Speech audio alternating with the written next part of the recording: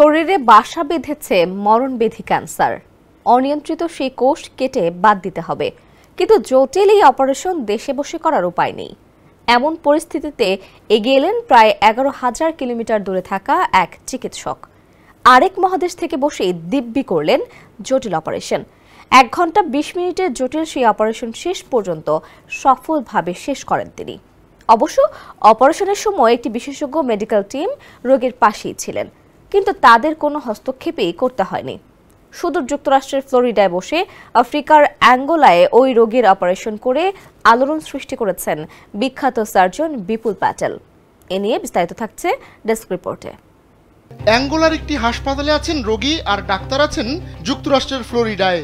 দুজনের মধ্যে দূরত্ব প্রায় 11,000 কিলোমিটার, কিন্তু সুদূর ফ্লোরিডায় বসেই দিব্যি অপারেশন করলেন বিপুল প্যাটেল।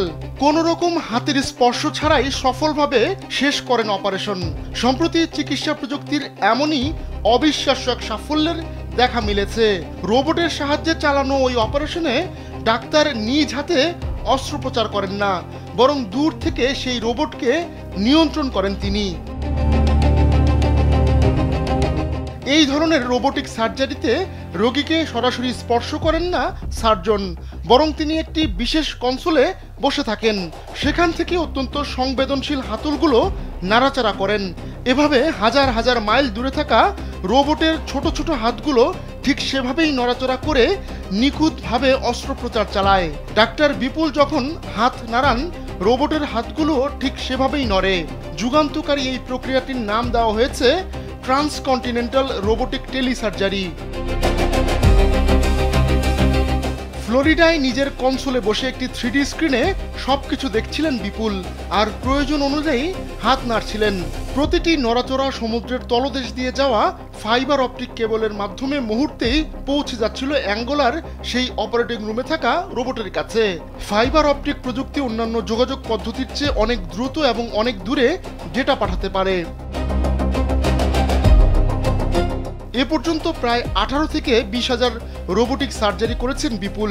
সাধারণত তিনি রোগীর সঙ্গে একই ঘরে থাকা কনসোল থেকে অপারেশন করেন, কিন্তু এবারই প্রথম এত দূর থেকে সার্জারি করলেন আর সফলও হলেন। তিনি জানান, এবার 11,000 কিলোমিটার দূরে থাকা সত্ত্বেও হাতের নড়াচড়া এবং রোবটের প্রতিক্রিয়ার মধ্যে তেমন কোনো দেরি অনুভব করেননি। পুরো প্রক্রিয়াটি শেষ হতে সময় লেগেছে প্রায় 1 ঘন্টা 20 মিনিট। রোবট দিয়ে অস্ত্রোপচারের এই ধারণাটি নতুন মনে হলেও আসলে অনেক পুরনো।